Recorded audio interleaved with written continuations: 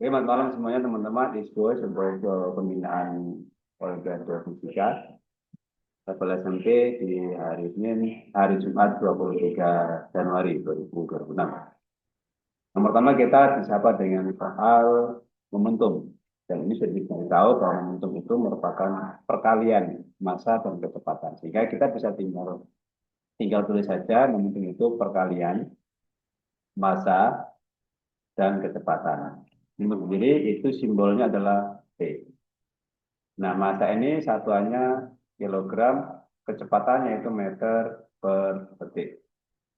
Oleh karena itu, dimensi momentum kita akan dasarkan pada satuan ini. Demikian, dimensi momentum, langsung dimensinya massa adalah M, dimensinya panjang itu adalah L, dimensi waktu adalah T. Penulisan momentum biasanya dalam satu baris atau horizontal sehingga T-nya harus dipindah ke atas, jadinya N, kalikan L, kalikan T, pangkat ini satu. Dan itu ada di jawaban yang C. Dua, tiga gaya F1, F2, dan F3 bekerja bersamaan terhadap benda sehingga benda mengalami usaha 19 kJ. Nilai F1, F2 sama dengan 600 ya. Jadi F1 sama dengan F2 600 ke kiri. Berarti kalau kita gambar ilustrasinya, ada gaya ke kiri, sudah diberitahu. Nilainya sama, yaitu F1 dan F2. Masing-masing 600. Nah, kemudian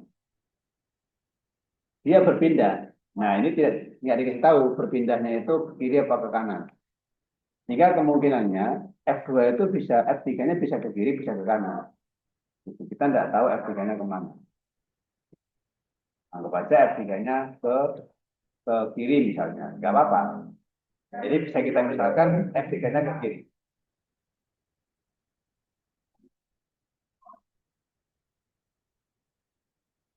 Kita misalkan F3-nya ke kiri, kita kasih warna berbeda, misalkan ke kiri.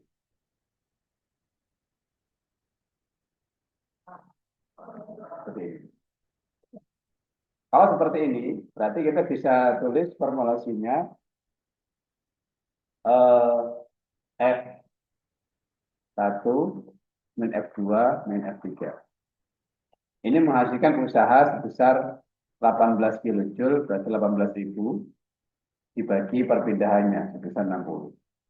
Kalau bisa tuliskan ini min 600, min 600, min 1.200, dua kali kan. F3-nya belum tahu. F3-nya ini berarti 300. Ya kan? Ini 300. Nah, kalau kita lihat F3-nya ini, F3, ambil positifnya, jadinya itu min 1.200, min 300. F3-nya. Berarti ini min 1.500. F3. Nah, artinya eh, kalau F3-nya itu ke kiri, usahanya tidak sampai normal, usahanya itu bukan 18.000. Berarti ini bukan bukan 1.500 ke kiri, tetapi justru 1.500 ke kanan. Gitu. Atau biar lebih mudahnya seperti ini. Usaha dibagi dengan perpindahan itu total gaya yang bekerja pada benda. Itu basicnya begitu ya. Usahanya 18 kilojoule atau 19.000 joule, perpindahannya 60 meter. Nah, F1, F2 itu jelas ke kiri kan?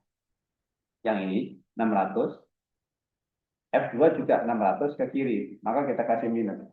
F3-nya kan kita belum tahu ini, apakah benar-benar ke kiri dan kita tidak tahu, maka kita ambil plus.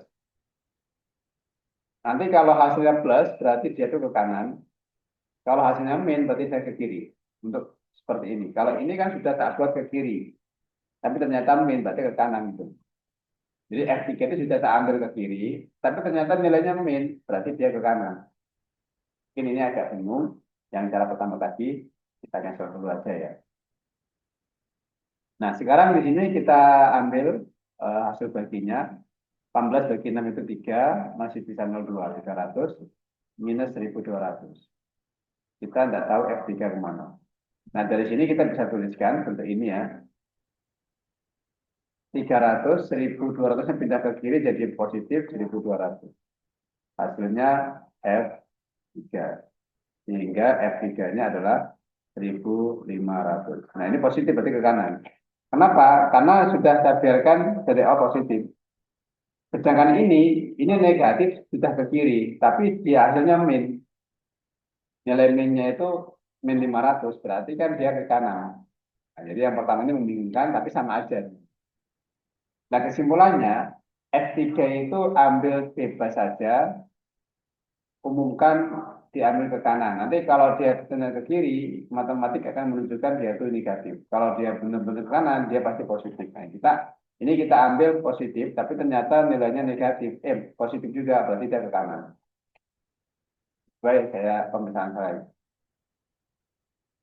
Jadi jawabannya 1.500 ke kanan. Kita pilih yang B. Nah, sekarang kalau kita cek secara normal, andaikan soal ini sudah kita ketahui, apa nih?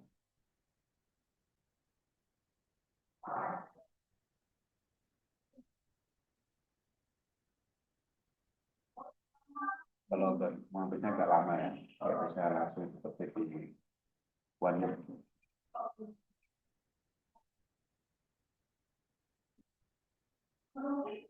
Kalau kita cek menggunakan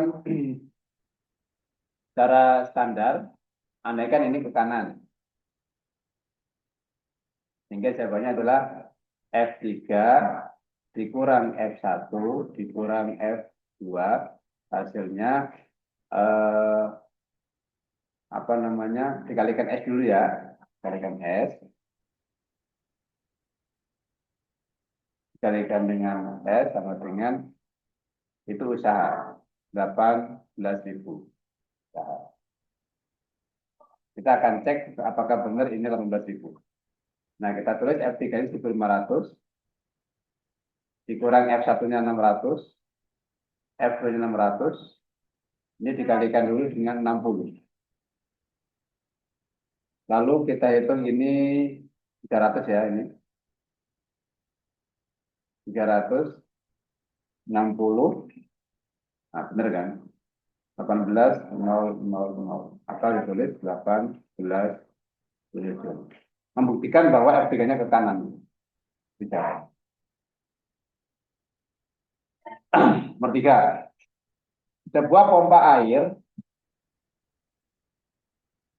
100 watt menyedot air dari dalam meter. Berarti ada daya 100 watt menyedot air dari kedalaman. Kita tulis H 9 meter. Disalurkan melalui pipa oleh pompa melalui pipa dan ditampung dalam sebuah bak berukuran 0,5. Berarti volume setengah meter kubik. Bak tersebut penuh setelah diisi air setelah T jam. Ini ditanyakan. Jika efisiensi, berarti efisiensi pompa itu 50%. Ini saya tulis setengah juga ya, sama saja dengan setengah. Maka hitunglah T tadi berapa.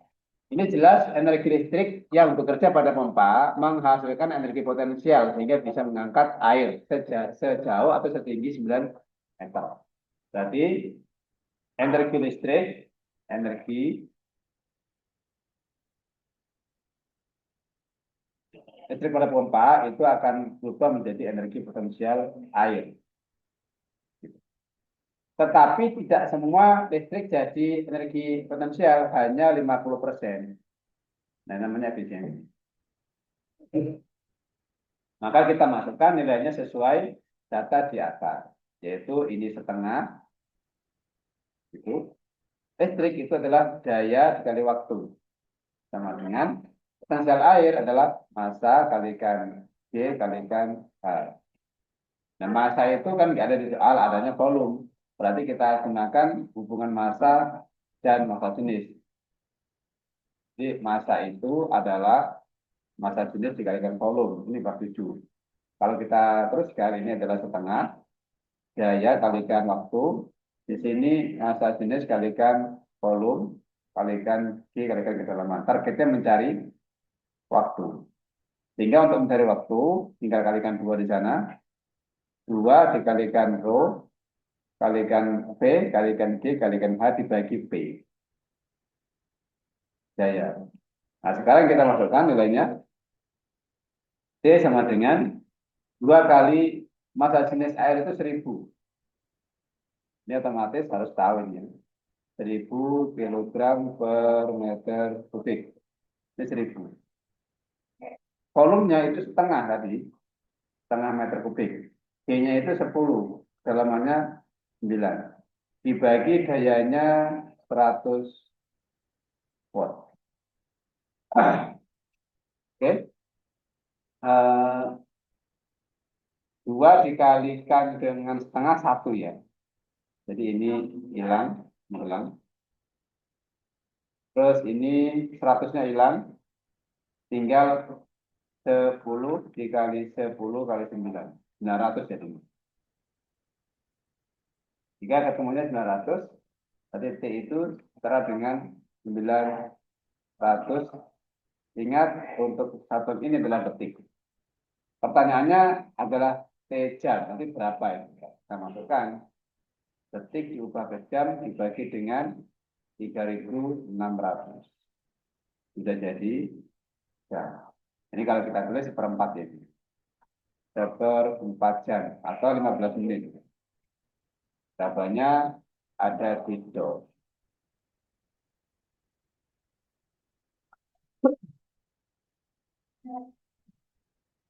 Berikutnya nomor 4.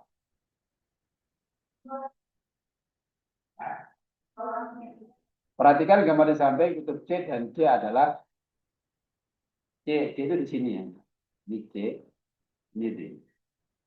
Nah, ini baterai, ini positif. Berarti gambar ini kalau saya ilustrasikan secara sederhana itu seperti ini. Jadi ini ada baterai, kita tulis pakai lambang baterai seperti ini. Lalu ini ada batang. Ada batangnya warna hijau ya. Batangnya begini. Kemudian kita teruskan.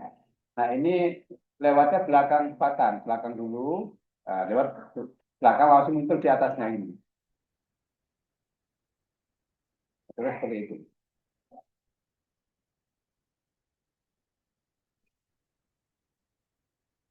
Terus ke bawah. Ini sikesannya begini. Yang panjang ini positif ya. Positif, negatif. Sehingga arus dari positif ini menuju ke negatif lewat tali ini. Lihat belakang langsung muncul di depannya begini, ke bawah, ke bawah, ke bawah. Nah, ini ke bawah. Ini menggunakan jalan kanan. Jadi kalau arusnya ke bawah, itu ini ada empat jari. Ini jari kelingking, jari manis, jari tengah, ini jari telunjuk. Nah, terus yang jempolnya itu menunjuk ke sana. Ini apa namanya gambaran jari ya. Jadi ini pakai tangan kanan, perhatikan ini jari telunjuk, tengah, manis, kelingking. Ini jempolnya. Nah, arah jempol ini menunjukkan arah kutub utara. Sedangkan 4 jari yang menunjukkan ke bawah ini itu arah arusnya. Sehingga arah kutub utara itu di daerah B. Jadi berarti ini utara, ini selatan. Kalau di sebelahnya itu ada benda lain, logam lain, maka secara otomatis dia akan jadi magnet yang melalui induksi magnetik. Berarti di sini kutubnya kutub lawannya selatan, ini kutub utara. Sehingga dengan demikian ini C-nya dari kutub selatan, D-nya dari kutub utara. Kita pilih yang C. Jadi kita ada di C. Ini kutub utara. Kalau yang A-nya itu selatan, B-nya utara. Akibatnya C-nya itu selatan, D-nya utara. Proses seperti ini itu namanya induksi. Yang ini induksi. Namanya induksi magnetik. Artinya apa? Batang CD itu jadi magnet oleh karena pengaruh magnet lain. Induksi. Menerima. Ini kalor, ini agak panjang ya, tapi mudah kok. Es bermassa M1 gram berada dalam titik lelehnya. Dicampur dengan air bermassa M2 gram yang suhunya 20 derajat Celcius.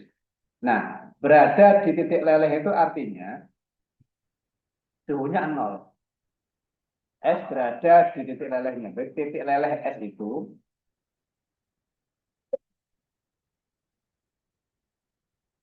bisa disebut dengan titik lebur. Titik lebur es itu maksudnya 0 derajat Celcius. Berarti grafik yang munculnya kayak gini. Pertama ini ada es, suhunya negatif. Min berapa tergantung soal. Dalam ini masih padat. Ketika dipanaskan, dia suhunya naik dulu. Menuju 0. Ini menuju 0. Tapi dia masih berupa es. Nah, es yang sudah menuju 0, yang sudah berada di titik lelehnya ini, dipanaskan lagi. Dia tidak naik suhunya, tapi dia melebur. Jadi air. Jadi air, tetapi suhunya masih 0. Jadi pada jurnal itu ada yang berupa es, ada yang berupa air. Kalau di es, 0 itu titik lebur, kalau bagi air, 0 itu titik beku. Kalau air ini dipanaskan, dia suhunya naik lagi. Dan seterusnya mendidih. Nah, di sini airnya cuma 20 derajat. Jadi ini ada air yang suhunya 20 derajat Celcius. Nah, tetapi dalam hal ini percampuran. Maksudnya adalah esnya itu awal mulanya sudah berada di titik 0. Berarti ini.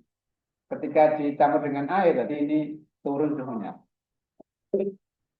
Esnya akan melebur ke sana, airnya akan turun ke sana. Dan ternyata di kondisi keseimbangan, Anda bisa perhatikan di sini, dan keseimbangan termal itu tercapai pada 5 derajat Celcius. Katakanlah 5 itu di sini. Ini 5. 5 derajat Celcius. Itu ya. Berarti air itu berhenti sampai 5. Awalnya 20, sekarang menuju ke 5. Ini air. Kita sebut ini Q1. Tapi esnya 2 kali. Pertama dia melebur, ini melebur. Lalu suhunya naik lagi ke sini. Jadi es itu 2 kali kerja. Melebur dulu, yang nilainya kita sebut Q2. Lalu naik lagi di sini. Q3. Hingga berhenti di titik 5 Celcius. Ini menggunakan, kita sering mengatakan asar black. Gimana black bekerja atau black bekerja? Nah, kalor yang dilepas, yang dilepas itu sama dengan kalor yang diserap. Yang melepas siapa? Tentu saja yang panas, jadi air. Jadi ini Q1. Yang menyerap es dipakai melebur dan dipakai untuk menaikkan suhu sampai 5 derajat. Nah, sekarang kalau kita tulis untuk es, datanya ya, es itu masanya itu M1. Kemudian apa itu? Kalau jenisnya S, leburnya S, L itu 80 kalori per gram. Kemudian untuk airnya yang 20 kita sebut M2 gram. Kalau jenis airnya, ini air, itu 1 kalori per gram Celcius. Nah, sekarang kita masukkan di sini. Ini airnya berarti S-nya M2 ya. S-nya M1 ya. Biar nggak lanjut kita buat angkanya nanti ini S1 gitu aja. Ini Q2, ini Q3 ya. Biar sesuai dengan soalnya. Ini Q1 S melebur, terus suhunya naik Q2, ini Q3 punyanya air. Jadi ini Q3, ini Q1, ini Q2 gitu ya.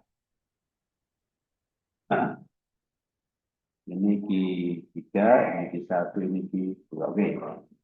Yang melebur berarti M2S air. Kalau jenis air kalikan delta air. Yang melebur pertama kali S itu M1 kalikan leburnya ditambah. Ini masih M1. Kenapa? Karena Q2 itu adalah air yang berasal dari S, maka M-nya M1. Kalau jenis air, ini delta T air yang pertama. Yang ini. Oke, M2-nya kita belum tahu. Kalau jenis R itu 1, perubahannya dari 20 menjadi 5. Berarti 20 kurangi 5. Massa S-nya nggak tahu, leburnya S itu 80. Massa S-nya tidak tahu, kalau jenis air 1, kenaikan suhunya dari 0 sampai 5, berarti 5 dikurangi 0. Jadi ini adalah delta T dari 0 sampai 5. Yang ini delta T dari 20 sampai 5. Kita masukkan ini 15 kalikan M2 jadinya 15 M2. Ini 80 M1. Ini 5 M1. Kalau kita tambahkan ini 15 M2 sama dengan 85 M1. Kalau diminta M1 per M2 kan perbandingan S sama air diminta. Berarti di sini 15 dibagi 85. Masing-masing dibagi 3, dapatnya dibagi 5, dapatnya itu 3, bagi 5 dapatnya 17. Itulah perbandingan massa S dan massa air yang dicampurkan. Ini adalah S, ini air yang panas tadi. Jika jawaban kita jatuh pada pilihan yang A, 3 dan 17.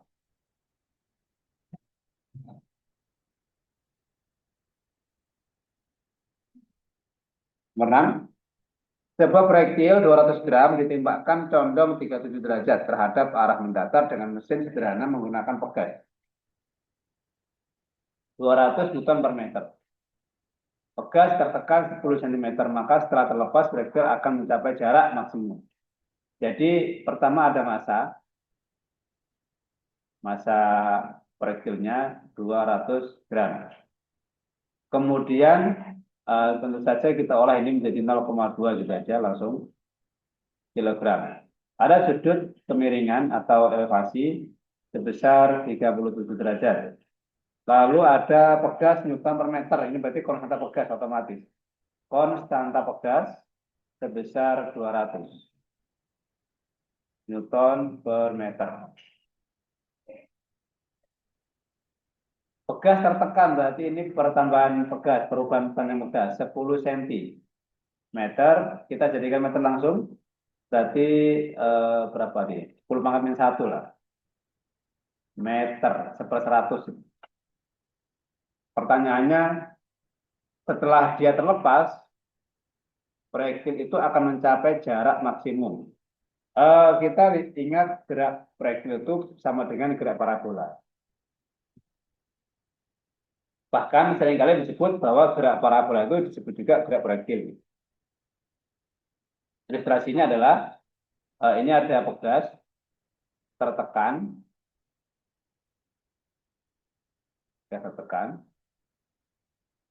gitu ya. oleh oleh ini ya. Ini bagiannya di sini. Nah, tekan. Terus dilepaskan, maka dia akan bergerak miring di sana. Nah, geraknya ini akan membentuk gerak parabola atau juga gerak proyektil.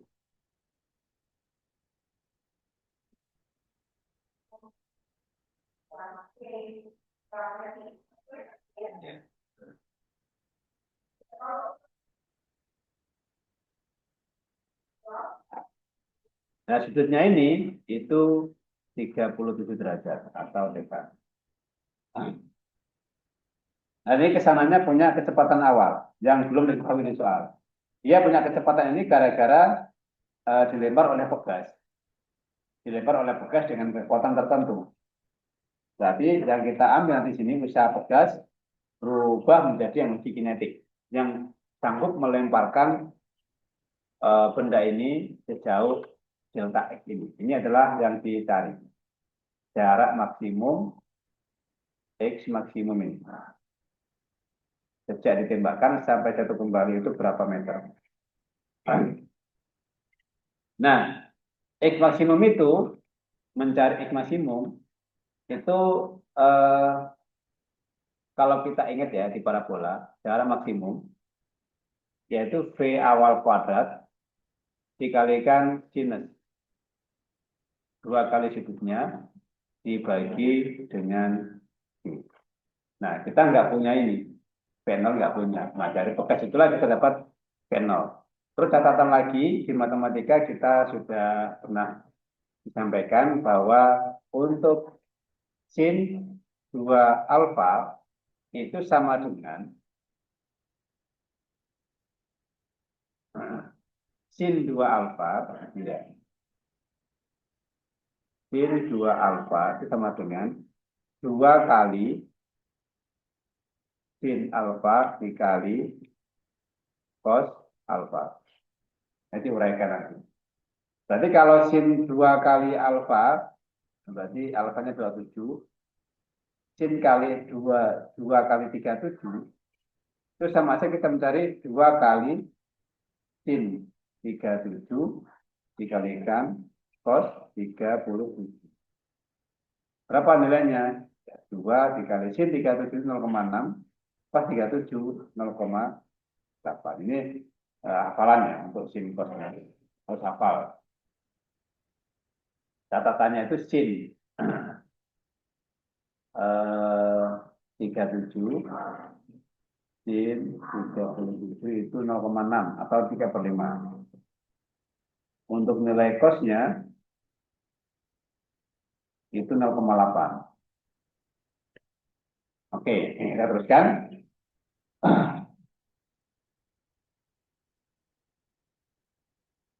Di sini usaha pegas berarti setengah konstanta pegas kalikan delta X kuadrat berubah jadi kinetik yang nilainya setengah massa proyektil dikalikan kecepatan awalnya kuadrat. Ini fungsi ketertekan pegas itu di sini maksudnya.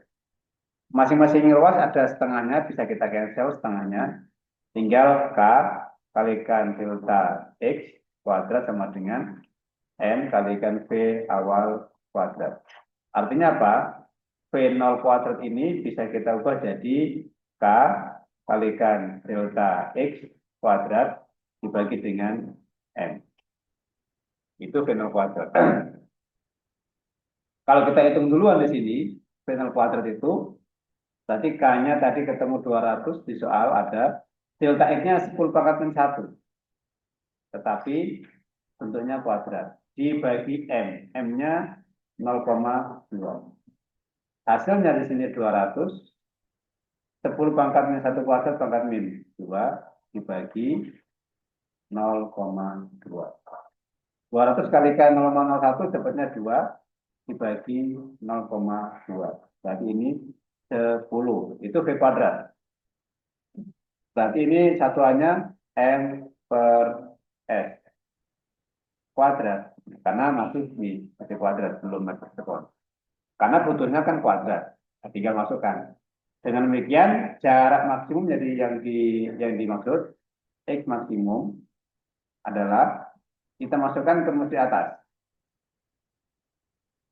Ya, yang atas itu kan V0 kuadrat, berarti 10 kuadrat, 10. Karena 10 ini sudah bentuk kuadrat ini ya. Jadi jangan dikosongkan lagi. Dikalikan sin 2 theta. Itu sama dengan 2 kali sin theta 0,6 dikali cos theta 0,8. Dibagi dengan I. Nah, di sini 10-nya bisa hilang nih. Coret. Tinggal 2 kali 0,6 kali 0,8. Berarti kan 2 dikali 0,6, 0,8 itu 0,48. Atau bisa kita hitung lagi 0,96 meter. Atau sejauh 96 cm. Nah, di soal memintanya dalam satuan meter. Ya berarti 0,96. 0,96 meter ini nggak jauh. Karena antar bekasnya itu kecil kan, Dora. Kalau bekasnya itu kekuatannya besar, ya lebih jauh lagi.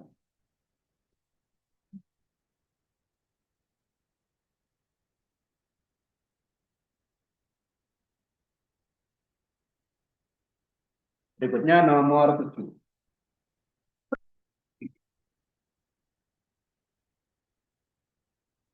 Dalam satu ruang tertutup 200 ml terdapat gas bertekanan 3 atmosfer. Jika gas itu dipindah ke dalam ruang tertutup pula, tapi ukurannya berbeda, yaitu 300 ml, maka tekanannya menjadi berapa pascal. Ini menghubungkan antara tekanan dan volume gas yang berada di ruang tertutup. Ini pakai apa namanya, persamaan gas ideal di mana suhunya tetap. Gimana bentuknya? Yaitu hasil kali tekanan di ruang pertama dan volumenya itu ternyata tetap. Dengan hasil kali tekanan di tempat kedua kalikan volume tempat kedua. Hanya seperti ini aja jika kita masukkan. Satuannya jangan diubah dulu. Karena ini perbandingan dan perkalian langsung ya, ini langsung bisa kita kerjakan. Tekanan yang pertama 3 atmosfer. Disebut juga ini 3 atm. 3 atm. Jadi ini ditulis 3 atm itu tekanannya ini. Volume pertama 200 mililiter. Kalau yang kedua di situ tertulis 300 mililiter. Tulis saja. Yang kedua belum tahu tekanannya, tapi volumenya sudah tahu 300 mililiter. Nah, berarti kalau mencari P2 kan gampang nih. Jadi mencari P2 adalah 3 atm ya tadi dikalikan 200 mililiter ini dibagi dengan 300 mililiter. Nah, itu bisa kita cancel satuan yang sama nih, coret. Terus nolnya coret nih, nolnya coret. Terus ininya coret. Nah, tinggal di 2 ATM, 2 ATM. Nah, diketahui 1 ATM itu setara dengan ini. Berarti kalau 2 ATM tinggal kalikan. Berarti 2 dikali 1,01 kali 10 pangkat 5 Pascal. Hasilnya berarti 2,02 kali 10 pangkat 5 Pascal. Atau ini 100.000 kali ini.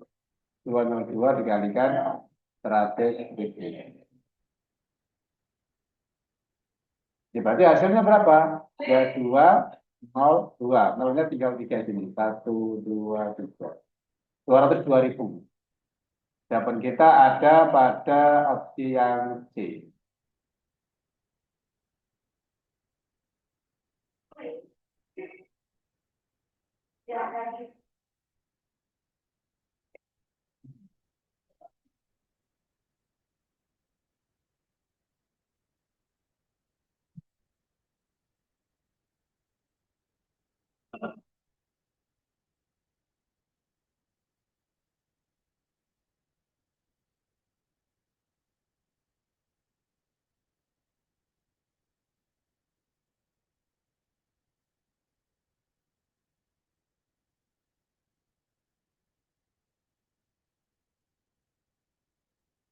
Oke.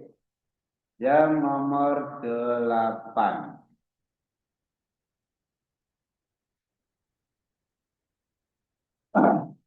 Jika sebuah balok berukuran 6 meter, 10 cm kali 5 cm dipanaskan dari suhu 30 derajat Celcius sampai 120, maka volume tersebut adalah tipe pemuaian biasa. Ini soal ini mudah, tetapi hitungannya tidak mudah. Jadi harus hati-hati. Soalnya gampang, tapi angkanya tidak gampang. Harus punya sistem perhitungan yang cukup canggih ya. Dan saya percaya Anda bisa. Besok ini ikut semua ya Diman ya, Rahel, Nurul, Anggita, ikut semua ini bisa Nurul sama Rahel. Nah, beberapa temannya itu ikutnya di Manjember. Jadi nggak apa di Manjember. Jadi apa barengan. Oke, yang ini pertama kita cari volume dulu. Volume awal sebelum dipanaskan disebut V0. Nah, karena satuannya minta meter, maka kita buat ke meter semua. Berarti 6 meter dikali 10 cm jadikan meter, 10/100 sudah jadi meter. 5 cm jadikan meter berarti 5/100 sudah jadi meter. Kalau kita hitung di sini volume mula-mula sebelum dipanaskan, nah ini bisa kita cancel nih 10-nya. 6 kalikan 5 30, kalikan 10 300. Dibagi 100 kalikan 100 itu 10.000. Meter per meter kubik. Atau bisa ditulis dengan ringkas, volume sebelum dipanaskan itu 3/100. 3/100 meter kubik. Atau lebih familiar kita tuliskan 3 dikali 10 pangkat min 2 meter kubik. Itu volume balok sebelum dipanaskan. Setelah dipanaskan, kita disuruh mencari volumenya. Karena di sini volume, sementara koefisien muai yang dikecil panjangnya ini alfa, ini namanya alfa, tertulis 0,000011. Ini kita lihat angka pokoknya 11. Dikali, setelah koma ada 6 angka nih, 1, 2, 3, 4, 5, 6. Berarti kali 10 pangkat min 6 per Celsius. Nah, koefisien muai volume itu 3 kalinya. Ini alfa itu koefisien muai panjang sama koefisien muai volume 3 kali alfa. Berarti 33 dikali 10 pangkat minus 6 per derajat Celcius. Itu data yang ada di soal ya. Terus delta T itu 120 sampai 30 sampai 30 berarti 90. Ini delta T. T akhir dikurangi T awal. Dapatnya 90 derajat Celcius. Baru kita mainkan di hitungan. Hitungan kita akan kita lakukan di sini. Volume setelah dipanaskan adalah volume sebelum dipanaskan, volume awal, ditambah koefisien muai volume, dikalikan volume mula-mula lagi, kalikan kenaikan suhunya. Itu mencari volume setelah dipanaskan. Mula-mulanya 3 dikali 10 pangkat min 2. Bisa dihitung. Koefisien muai volumenya adalah 33 dikali 10 pangkat min 6. Volume mula-mula 3, 10 pangkat min 2. Kenaikan suhunya 90 derajat. Kita teruskan. Ini diselesaikan dulu yang perkalian, berarti yang 3 kali 10 min 2 ditetapkan dulu, biarkan dulu. 33 kalikan 3 itu 99. 99 dikalikan 9 itu 891. Ya kan? 99 kali 9. 81, 81. Ini 891. Nah, sekarang pangkatnya nih, min 6 sama min 2 itu min 8, tapi ketemu 90 dari 10 di sini. sehingga pangkat minnya min 7.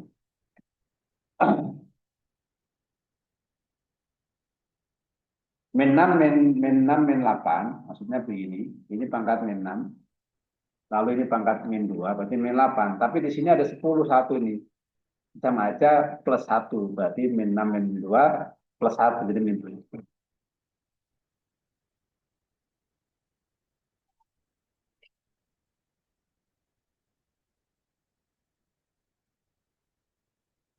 Nah, ini min 6. Oke, hasilnya 3, bentar, kalau dibuat desimal ini 0,03. Yang ini setelah koma ada 7 angka, berarti ini 1, 2, 3, 4, 5, 6, 7. Baru tambahkan 0,03, tambahkan dia, hasilnya adalah 0,003000891 meter kubik. Jawabannya yang itu. Yang jawaban.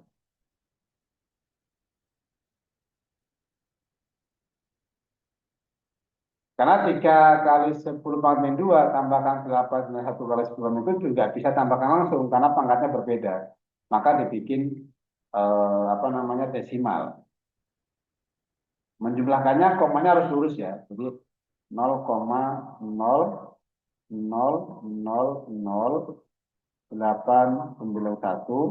di sini 0,03 bikin nambahkannya. Komanya harus lurus. Sehingga di sini hasilnya adalah cara nambahkannya begitu. 9 kita masuk ke optik.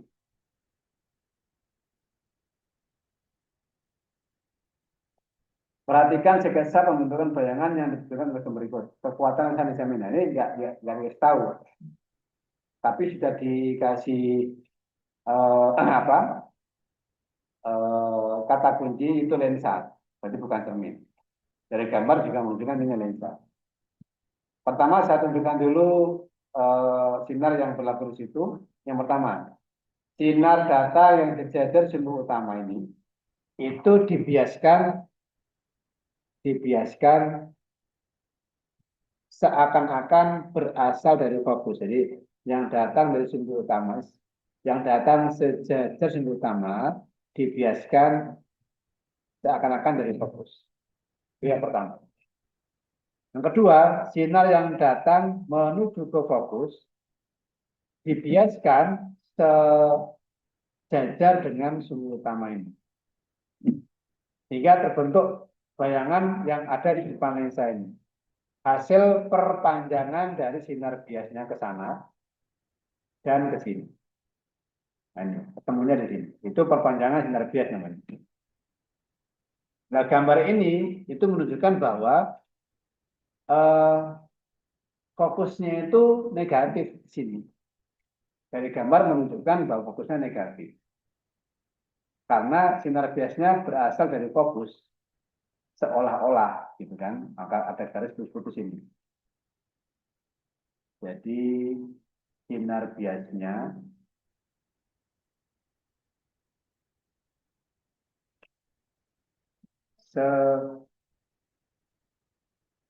seolah-olah berasal dari titik fokus. Jadi dari mana tahunya? Dari sini ya. Gambar yang ini maksudnya.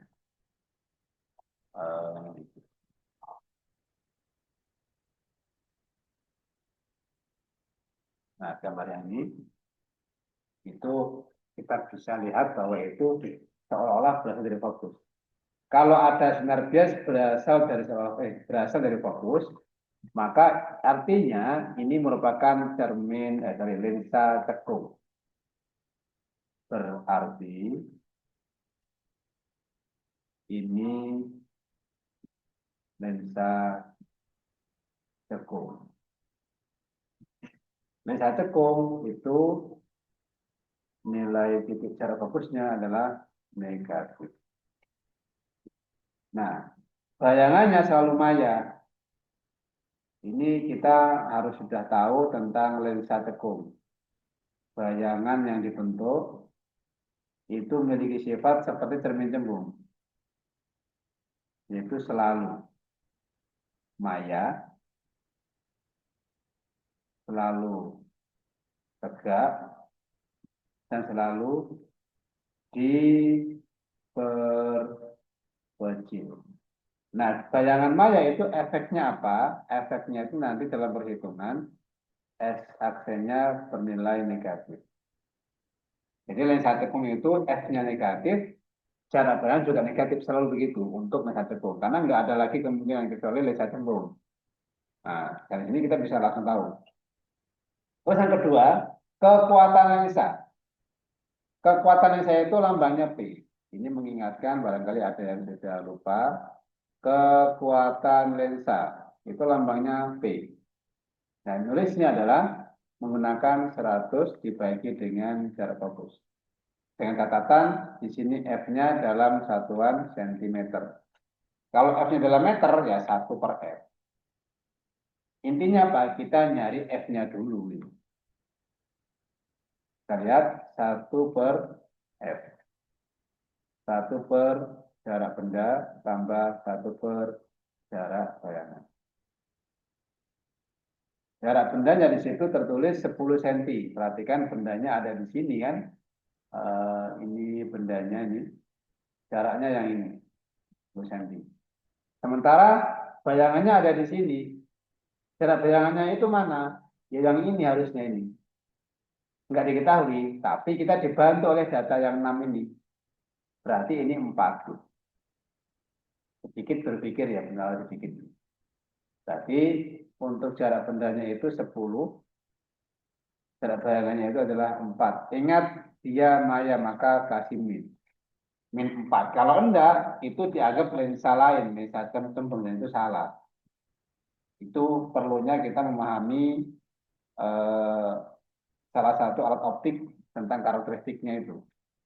Jadi 4 itu harus negatif karena dia di depan lensa. Kalau di depan lensa negatif. Tapi kalau di depan cermin itu positif. Dari sedikit lah.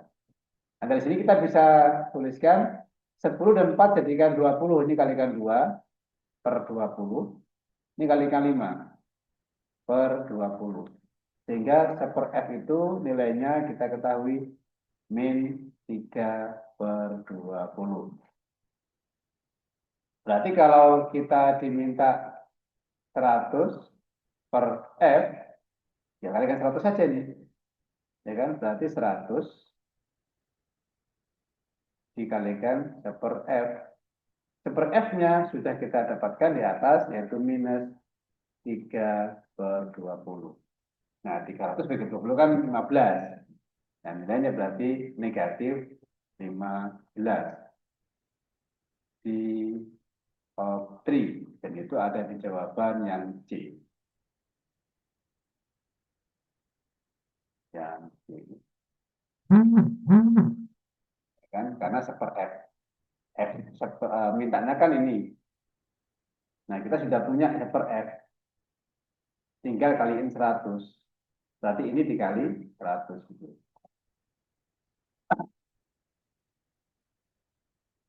Nomor 10. Oh, ini kembali ke kamar lagi. Harapan Pak Fauzi, data ini sudah hafal ya. Sekalipun nggak disertakan, saya minta ini dihafalin. Hanya untuk air saja, air sama air. Itu kamu sudah hafalkan. Berapa perbedaan energi kalor pada penyerapan proses A dan C? Ini semuanya A, B, C merupakan penyerapan kalor. Jadi perlu diketahui proses A itu merupakan penyerapan kalor semuanya. Jadi proses A, B, C merupakan peristiwa penyerapan kalor atau penyerapan panas. Nah, untuk Q1 QA itu massa S kalikan kalor jenis S kalikan perubahan suhu dari min 4 sampai 0. S. Untuk penyerapan kalor yang B itu tidak ada kenaikan suhu, tapi ada perubahan wujud melebur, yaitu massa S dikalikan kalor leburnya S. Yang ketiga untuk QC itu sudah jadi air S-nya, berarti di sini menggunakan masanya massa S karena air yang di sini berasal dari S, tetapi kalau jenisnya sudah menggunakan miliknya air, delta T, ini air. Yang diminta adalah perbedaan. Nah, itu ada berapa perbedaan energi kalor. Berarti perbedaan itu selisihnya maksudnya. Maksudnya itu selisih antara penyerapan pada proses A dan proses B. Jadi QC min QA atau QA min QC. Dibalik-balik boleh. Nanti hasilnya kalau negatif diambil positifnya. Jadi perbedaan itu adalah delta Q. Delta I. Kita tulis menggunakan I yang C dikurang I yang A. Yang C itu menggunakan massa S. Kalau jenis air, delta T air. Yang A, massa S, menggunakan kalor jenis S, delta TS. Ini sama bisa kita faktorkan ini. Jadi massa S dikali ini ya, kalor jenis air, kalikan delta T air, kalau jenis S kalikan delta TS. Nah, di situ masanya berapa itu? 400 gram. Ya, 400 gram. Tulis saja 400. Lalu kalau jenisnya air, di situ berarti 1. Airnya itu yang sini ya, ini air. Berarti terjadi kenaikan suhu dari 0 sampai 40 derajat. Kenaikan suhunya itu ini dari 0 menuju ke 40. Saat ini dikatakan delta T-nya itu 40 derajat. Ya. Kalau yang S dari min 4 menuju ke 0. Ini min 4 menuju ke 0. Berarti naiknya ya 4 Celsius itu. Nah, kita tuliskan di sini. Ini 40 airnya. Kalau jenis S-nya itu setengah ya di situ. 0,5. Delta T-nya itu 4 untuk yang S. Kita teruskan. Ini 400. Ini 40 dikurangi 2. Jadi 38. 38 kalikan 4. 38 dikali dengan 4. Berarti 12. 8 kali 4. 32. 152 ya. Jadi ini 152. Nolnya ada 3 tuh. Ada 2. 1, 2. Satuannya kalori. Nah, mintanya kilokalori. Berarti yang ini ya juga. Nggak ada lagi 15 berarti. Kalau kita buat kilokalori bagi 1000, 15,2 ini. Kilo kalori. Baca kilo kalori. Pilihannya ada di B, 15,2 kilokalori atau 15.200 kalori. Nomor 11.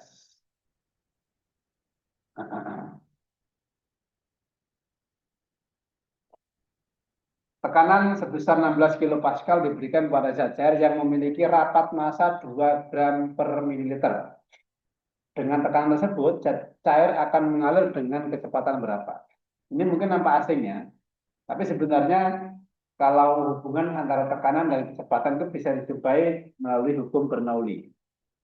Jadi kita catatkan dulu hubungan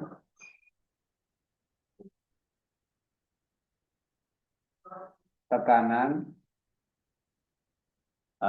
zat cair ya.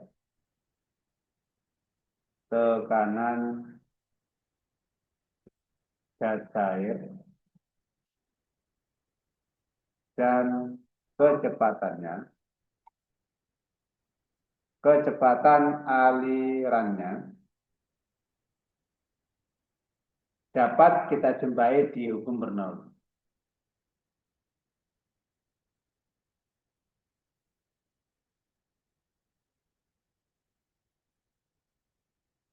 eh, di hukum Bernoulli.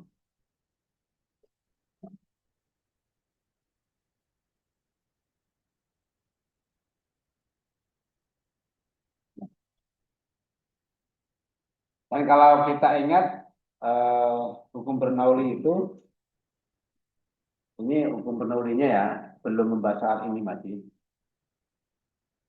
P di pipa yang pertama ditambah rho di H pipa yang pertama ditambah setengah rho kecepatan aliran fluida di pipa yang pertama kuadrat itu tetap ditulis berarti sama dengan tekanan di pipa yang kedua ditambah rho G H pipa yang kedua ditambah setengah rho P di pipa yang kedua dalam kuadrat. Nah, ini semua tekanan. Maksudnya adalah semua yang ditulis ini tekanan gitu. Ini juga tekanan, ini tekanan. Tekanan semua. Ini tekanan dari dari awalnya. Nah, ini tekanan karena kedalamannya. Ini tekanan karena kecepatannya. Nah, yang ditanyakan yang ini, yang setengah rho V kuadrat itu. Nah, dari soal ini, nah, kita bisa tuliskan bahwa tekanan itu adalah setengah rho kalikan V kuadrat. Itu yang diminta di soal ini. Hanya menghubungkan antara tekanan dan kecepatan. Ya, menggunakan rumusan panjang ini terjadi kalau kita menganalisis pada dua pipa yang berbeda gitu ya. Nah, di sini diketahui untuk tekanannya itu 16 kilopascal. Nah, di situ ada rapat massa jajarnya nih. Rho-nya itu tertulis di situ 2 gram per mililiter. Jadi 2 gram per mililiter. Nah, pertanyaannya ini. Selamat malam, Bu. Ini berapa? Nah, di situ satuannya masih belum SI ya, masih belum sinkron. Ini belum Pascal utuh, masih kilo. Ini belum kilogram per meter kubik. Ini masih gram per mililiter. Itu harus diubah. Nah, kita bicara rumusnya dulu. Kalau saya cari V kuadrat ini, V kuadrat, maka kita dapatkan 2 kalikan P bagi rho. 2 kalikan tekanan dibagi massa jenis. Artinya kalau kita cari V saja, ya akar Pak. Akar dari 2 kali tekanan dibagi massa jenis. Nah, kita masukin aja di situ. Satuannya harus hati-hati. Kilo Pascal berarti 1000, kalau gram per mililiter berarti kalikan 1000. Itu. Yang ini setara dengan 2000 kilogram per meter kubik ya. Kita pakai yang 2000 ini. Oke, berarti V sama dengan akar 2 kali 16.000 dibagi massa jenisnya 2 gram jadi 2000. Nah, ini kalau kita hitung, ribunya bisa kita cancel sama duanya. Ini sama aja kita hanya menghitung akar dari 6, yaitu 4 per 40. Pilihannya yang itu.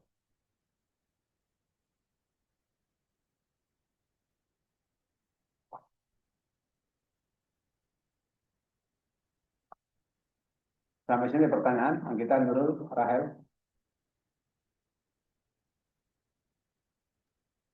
Tidak, Pak. Oke. Lanjut. 12. Richard 60 kg, berarti massa Richard 60 kg, berdiri di lantai 3 sebuah gedung yang tingginya 12 meter dari tanah. Saat yang sama, ia melihat Raymond dengan massa yang sama 60 kg berlari easiran, jadi berlari kecil lah, berlari santai. Di lapangan sebelah gedung dengan kecepatan 7,2 km per jam. Energi yang dimiliki Richard dan Raymond masing-masing tentu saja kita sudah tahu kalau dia berada di ketinggian berarti energi potensial, kalau dia tinggal kecepatan berarti energi kinetik. Saya pikir bisa dikerjakan dulu karena ini mudah sekali. Coba dulu ya. Pak Boji mau ke toilet sebentar. Silakan dicoba dulu.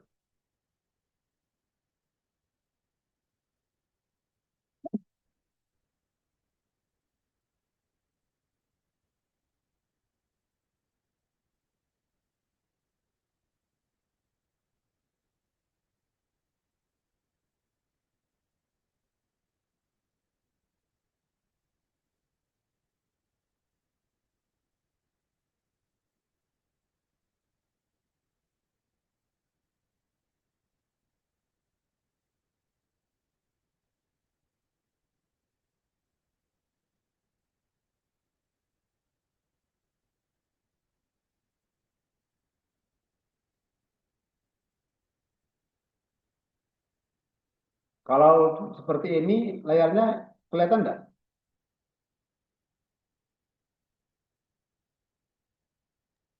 Kelihatan, Pak. Masih tetap kelihatan ya?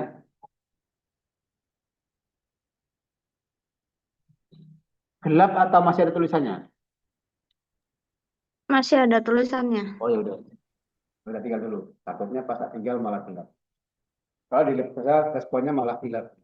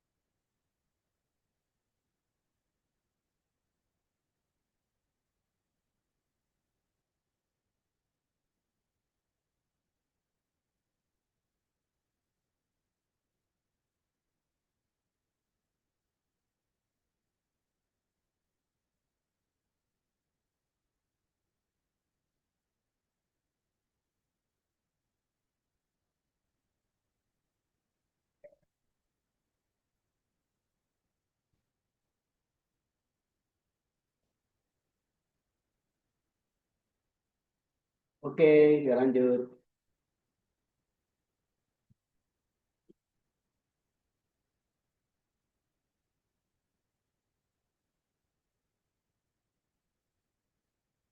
Gampang ini ya, kasih kita ketemu semua, tinggal menghitung energi potensial dan kinetik Richard sama Raymond. Untuk energinya Richard,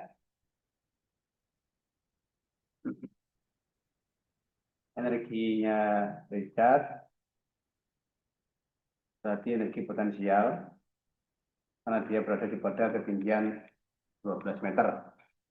Masanya 60 kilo, percepatan G-nya 10, ininya 12. Tadi ini 72, nolnya ada 2, 7.200 Joule. Oke, ini sudah ada jawaban yang kita beri. Oke, tip. Di situ mintanya kilojoule, berarti bagi 1000, 7,2 ya. Sudah sama kita ya. Energi untuk Raymond, tentu saja kinetik. Nah, di sini kita gunakan setengah mv kuadrat. Nah, masalahnya di situ kecepatannya harus meter per sekon. Untuk mengingatkan saja, kalau kecepatannya dalam km per jam, maka ya harus diubah dulu ke meter per sekon. 7,2 km per jam. Itu sama dengan 7,2 dikali 1000 meter. Lalu dibagi 3.600 detik. Nah, ini bisa kita tulis 7200 dibagi 3600 sudah jadi meter per sekon. Nilainya hanya 2 meter per sekon. Sehingga bisa kita hitung masanya ini 60 kg juga, kecepatannya hanya 2 kuadrat. Dapatnya ini berapa nih? 12 kalikan 2 kalikan 6 12 ya, 20. Ini punyanya Raymond sangat kecil karena kecepatannya kecil. Punya Richard itu cukup besar ya, 7.200. Jawabannya dari B. Yang nomor 13. Sebuah lampu 20 watt 10 volt dirangkai seri dengan sebuah hambatan 23 ohm, kemudian dihubungkan ke sumber tegangan sebesar 24 volt 2 ohm. Kalau tegangan itu menyebut hambatan seperti ini, itu berarti dia GGL ya, otomatis GGL. Berarti GGL-nya itu 24 volt, lalu hambatan dalam R kecil itu 2 ohm. Ini memperhitungkan hambatan dalam. Lalu lampu seperti ini, lampu yang ditulis dalam bentuk watt sama volt, volt tegangan, ini kita harus tentukan dulu hambatannya berapa. Ini kita sebut hambatan lampu. Hambatan lampunya berarti kita gunakan V kuadrat dibagi V. V di sini V yang ada di lampu ya 10 volt sama V yang ada di lampu. Ini ukurannya. V-nya 10 volt tapi kuadrat kalikan ulang. 100 dibagi dayanya 20 watt. 100 bagi 20 berarti dapatnya 5 ohm. Itu lampu.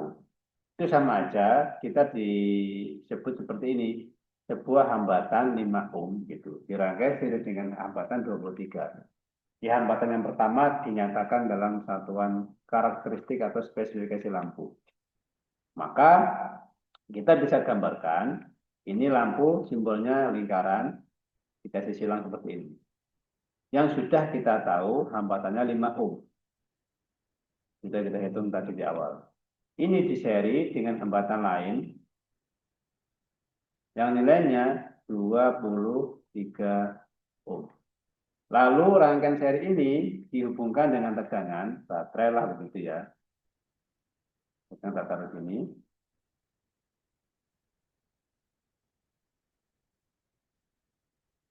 Yang GGL-nya itu senilai 24 volt. Hambatan dalamnya 2 ohm. R kecil. Nah, maka mengalirlah arus dari dari sisi yang positif, ini positif panjang, min yang negatif ini ya. Tadi ke sana arusnya. Terus sampai lampu, hambatan, lampu kembali lagi, terus begitu seterusnya. Nah, pertanyaannya, tegangan yang tidak dipakai, ya, terpakai. Istilah ini jangan dimaknai tekstual ya. Tegangan tidak terpakai itu bukan tegangan yang nggak dipakai, bukan. Maksudnya tidak dipakai oleh sistem utama. Sistem utama itu yang mana? Ya ini, alat yang akan kita nyalakan itu sistem utama. Tuh. Oke, jadi saya kasih terang dulu tegangan yang tidak terpakai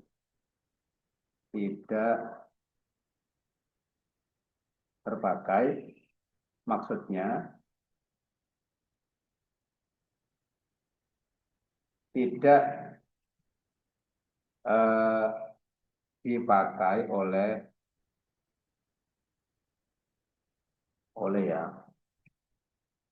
sistem utama, yaitu lampu dan hambatan 23 ohm sistem utama. Atau dengan kata lain, tegangan yang tidak dipakai itu tegangan yang hilang. Dengan bahasa lain atau dengan kata lain adalah tegangan, ini istilah fisika ya, hilang, loss voltage. Tegangan hilang itu ditulis Vhil, di mana tegangan hilangnya itu adalah harus dikalikan dengan hambatan dalam. Itu persamaannya seperti ini.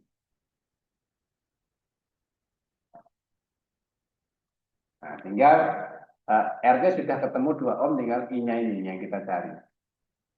Nah, mencari arus itu GGL bagi total hambatan. Ini mencari arus GGL bagi total hambatan. Arus adalah GGL dibagi total hambatan besar sistem tambah hambatan dalam. Nah, sementara hambatan sistemnya yaitu seri antara lampu 5 ohm dan 23 ohm. Tadi 28 ohm. Kan seri ini. Nah, seri maka tambahkan seri namanya. Tambahkan. Kemudian kita masukkan ke sini. Tadi dengan demikian kita dapatkan nilai I-nya. E itu 24 volt dibagi R-nya itu 28 ohm. R kecilnya 2. Hasilnya berarti 24 volt dibagi 30. Nah, kita dapatkan di sini 8/10 atau 0,8. 0,8 ampere. Nah, dimasukkan ke sini. Itu. Sehingga nilai tegangannya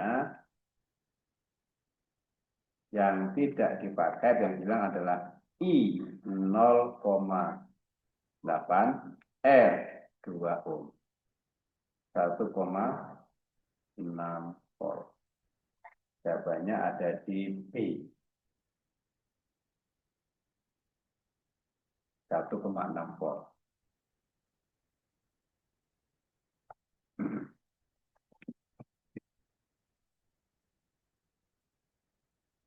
Yang nomor 14. Mata manusia paling sensitif terhadap cahaya dengan panjang gelombang 560 nanometer. Jika diketahui cepat rembat cahaya dalam kaca adalah 2 kali 10 pangkat 8 meter per sekon, maka indeks bias kaca dan frekuensi cahaya dalam kaca adalah berapa? Indeks biasnya dan berapa frekuensinya. Diketahui cepat rambat cahaya di udara 3 kali 10 pangkat 8 meter per sekon. Cepat rambat cahaya di udara biasa disebut dengan huruf C. Jadi untuk yang ini biasa dinyatakan dengan huruf C. Yaitu 3 dikali 10 pangkat 8. Lalu kecepatan yang di dalam medium biasa dinyatakan dengan V gitu aja.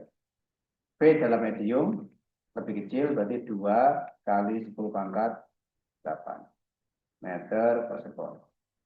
Mengapa berubah? Karena cahaya itu kalau melewati medium yang lebih rapat dia akan berkurang kecepatannya.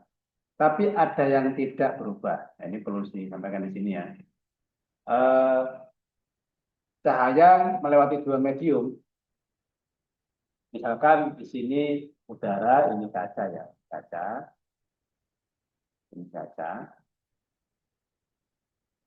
nah, ini kaca, ini udara.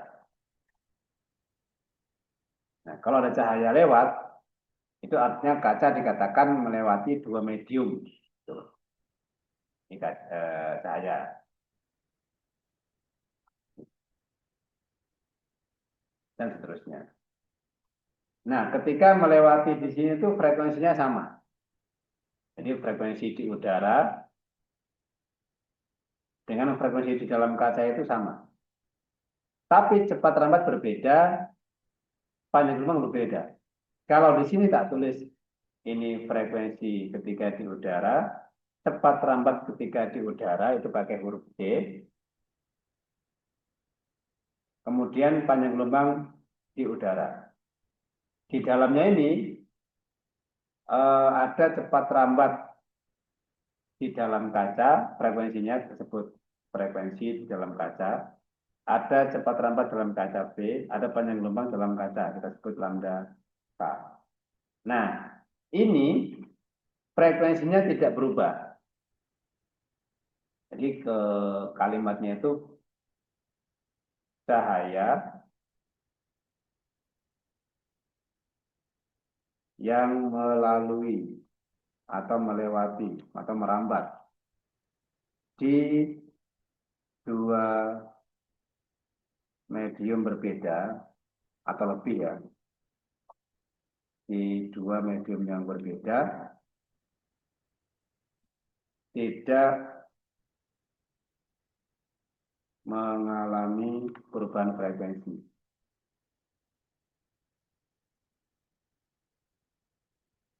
Mengalami perubahan frekuensi. Tapi perubahannya panjang gelombang dan cepat rambat. Tapi panjang gelombang dan cepat rambat berubah. Cepat rambatnya berubah. Nah, gitu. Karena indeks bias di kaca itu lebih tinggi, maka terjadi seperti ini. Pertama, frekuensi di udara tidak berubah di dalam kaca. Tapi cepat rambat di kaca, di dalam udara itu lebih besar daripada cepat rambat dalam kaca. panjang gelombang di udara itu lebih pendek dibanding panjang gelombang ketika di dalam kaca. Jadi ini perubahannya. Cepat lambatnya menurun, tapi panjang gelombangnya semakin panjang. Itu ketika melewati dua medium yang berbeda kerapatan. Contohnya ini kaca udara, kaca lebih rapat sehingga kecepatan turun, panjang gelombangnya naik, lebih panjang ketika di dalam kaca. Nah, sekarang konteks ini bisa dipakai itu. Karena frekuensinya itu nggak berubah, sementara yang diketahui di soal 560 nanometer itu adalah panjang gelombang ketika di udara ini, bukan dalam kaca. Ini adalah panjang gelombang cahaya ketika masih di udara. Tapi ketika di udara 560 nanometer ditulis 560 nano itu 10 pangkat min 9 meter. Atau ditulis 56 dikali 10 pangkat min 8 meter. Ini di udara. Sementara ini cepat lambat di kaca, yang ini cepat lambat di dalam di udara. Nah, oleh karena itu frekuensinya bisa kita hitung menggunakan cepat lambat di udara. Kita nggak bisa menggabungkan cepat lambat dalam kaca dengan panjang gelombang di udara, nggak boleh karena itu beda medium. Maka untuk yang benar frekuensi itu kita hitung dari frekuensi cahaya cepat lambat di udara dibagi panjang gelombang ketika di udara. Gitu. Tidak boleh menggunakan F di sini P per lambda. Ini nggak boleh karena nggak match, ya kan? Nggak match. P-nya pakai di kaca, tetapi lambdanya di udara, ya nggak boleh. Lambda di kaca kita nggak tahu soalnya. Tahu-tahu di sini mata manusia sensitif terhadap cahaya dengan panjang gelombang 560, berarti cahaya itu di udara kan yang kita lihat. Tuh. Tiba-tiba diketahui cepat lambat cahaya dalam kaca segini, tiba-tiba aja. Oke, berarti kita hitung di sini nilainya. Ini 3 dikali 10 pangkat 8 dibagi cepat lambat panjang gelombangnya tadi 56 dikali 10 pangkat min 8 ya. Kita lihat di situ min 8. Oh ya. 560 min 9 meter. Ini 1 min 9 jadi min 8. Oke. Berarti kita ambil dulu, biar gampang dibagi itu 300. Tak buat 300, tiganya itu, tetapi sekarang ini pangkatnya tinggal 6. Karena kan diambil 2 nih, tinggal 6, 300. Biar kita bisa disederhanakan dengan 56. Yang min 8 dinaikkan ke atas jadi plus 8. Ini ke sana. Ya, di plus 8. Nah, ini bisa kita sediakan 300 bagi 56. Bagi 2, ini berarti 150. Bagi 2, 28. Bagi 2 lagi, 75. Bagi 2 lagi, ini 14. Nah, 14 kali 5 kan 70. Kalau kalikan 6, berarti 84. Berarti 7 bagi 14 sekitar 5, itu. Ya kan, 5, sekian. 5, sekian itu ada di jawabannya semua sama. Kalau kita hitung di sini 75 dibagi 4 itu dari 14 ya. Bagi 14 itu 5,36. Di soalnya pilihannya itu 5,3 semua. Berarti sudah nggak usah kita hitung itu maksudnya. Dalam hitungan lomba nanti ketemu 5, ya sudah, kita nggak tahu nilainya berapa, biarkan.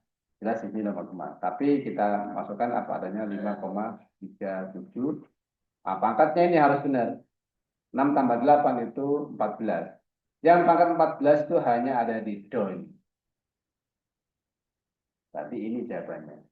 Tapi kita belum cek indeks biasnya kan. Indeks biasnya itu 1,5 kita cek.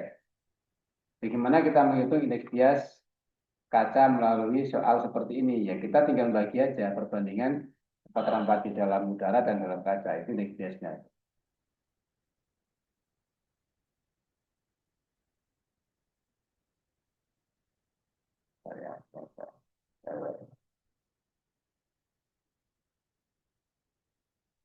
Untuk indeks biasnya itu lambangnya N ya. Indeks bias itu N. Cepat terambat di udara dibagi cepat terambat di kaca. Ini persamaannya. Berarti di sini 3 dikali 10 pangkat 8 dibagi P-nya tadi sudah diketahui 2 kali 10 pangkat 8. Ini 3/2 atau ditulis 1,5. 1,5 tanpa satuan ya. 1,5 dan 5,37 14 Hz. Jawabannya gitu.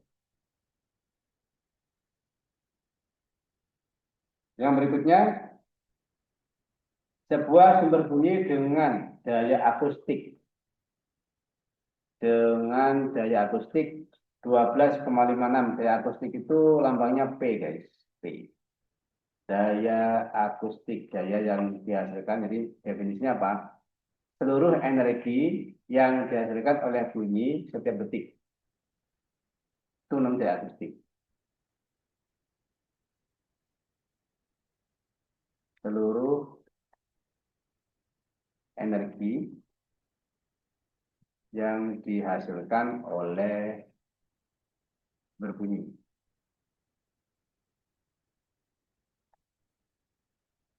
Yang dihasilkan oleh berbunyi. Setiap detik. Itu makna di akustik. Lambangnya P. P-nya 12,56. Satuannya watt. Seperti listrik ya. Watt. Diamati oleh 2 orang, Ruby dan Dani. Ruby berada 10 meter di kanan sumber, sedangkan Dani di sebelah kiri, juga pada jarak yang sama, 10 meter. Pernyataan yang benar. Nah, ini perlu diingat tentang sifat bunyi ya. Jadi kalau ada sumber bunyi, bunyi itu merambat sferis. Spherical lah. Jadi kalau ini bunyi, dia merambatnya itu sumber bunyi sferik ke segala arah itu. Ke segala arah.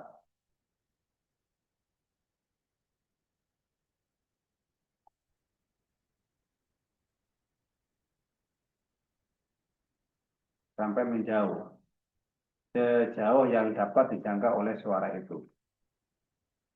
Gitu. Dan seterusnya ya. Ini bentuknya bukan lingkaran tapi seperti bola. Seperti kubah. Ini bulatan tapi khayal ya. Seperti atmosfer lah itu. Jadi kalau di sini ada pengamat, di sini ada pengamat,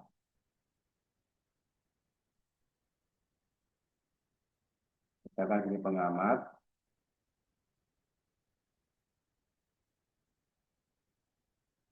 yang satunya di sini, anggap jaraknya sama ini ya.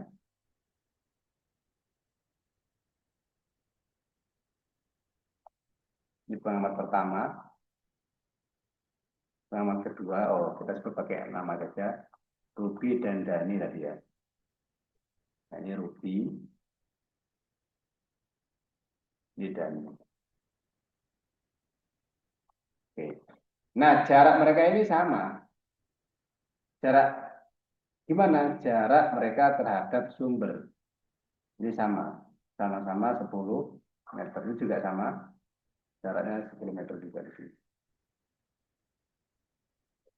Karena bunyi itu merambat secara sferik ke segala arah, kita tidak peduli dia berada di sebelah kiri, depan, belakang, kanan. Karena segala arah.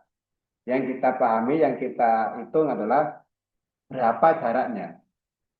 Dimanapun posisinya, asalkan jaraknya sama, itu memiliki intensitas yang sama. Gitu. Jadi intinya, bunyi yang didengar oleh Dani dan Ruby itu besarnya sama. Kalau kita lihat di soal pilihannya, Ruby dan Dani mendengar bunyi dengan intensitas yang nilainya masing-masing 10 pangkat min 2 dan min 10. Nah, untuk intensitas tidak pernah negatif. Jadi jangan ambil yang negatif. Yang ini jelas bukan, ini jelas bukan, ini jelas bukan. Nah, satu-satunya yang positif itu ada di B. Maka jawabannya kita pilih yang B. Terus bagaimana ngitung intensitasnya? Ya, ini kan kita mengerjakan tentang menghitung. Kebetulan pilihan jawabannya memang memungkinkan kita nggak usah ngitung. Tapi dengan catatan kita tahu bahwa intensitas itu nggak mungkin negatif. Pasti positif kan? Yang positif itu hanya di B. Pangmin 2 dan sudah sama nilainya, sama-sama 10 pangmin 2. Karena jaraknya sama. Jadi hasilnya untuk penghitungannya intensitas yang didengar oleh Bobi itu sama dengan intensitas bunyi yang didengar oleh Dani. Mengapa? Karena keduanya, bukan keduanya ya, karena Ruby dan Dani berjarak sama terhadap sumber.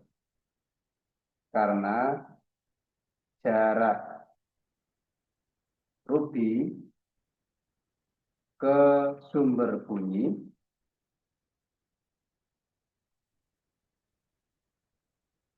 sama dengan jarak Dani ke sumber bunyi. Jadi parameternya benar-benar jarak, tidak mempedulikan di mana posisinya. Dia bukan vektor soalnya, itu kan jadi langsung. Berarti berapa nih nilainya kalau kita hitung?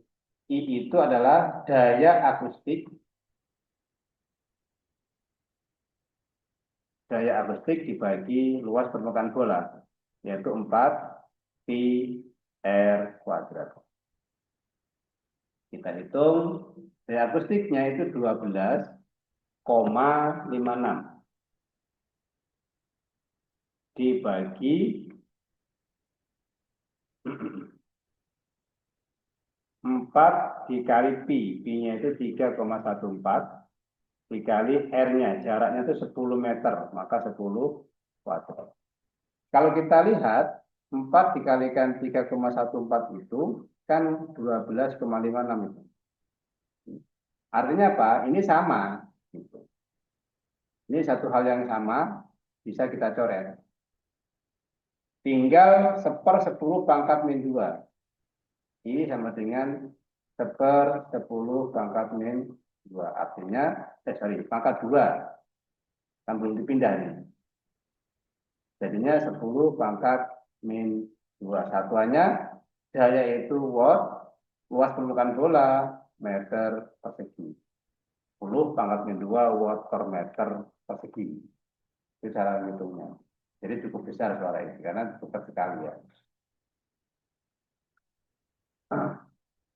Saya kira itu dulu yang bisa saya sampaikan. Sebelum saya akhiri, barangkali ada yang mau disampaikan. Jangan lupa besok kita ada lomba diman. Semoga beberapa yang kita pelajari malam ini, malam sebelumnya, dan sebelumnya, baik biologi maupun fisika, beberapa hal bisa keluar besok. Jelas soalnya tidak sama, tapi setidaknya konteksnya, kemudian peristiwanya ada yang mirip-mirip. Semoga bisa kalian kerjakan dengan baik, tenang, dan cepat. Ya, malam ini fokus untuk istirahat dulu, besok pagi baru disiapkan lagi. Ada yang mau ditanyakan, Anggita, Rahel, Nurul?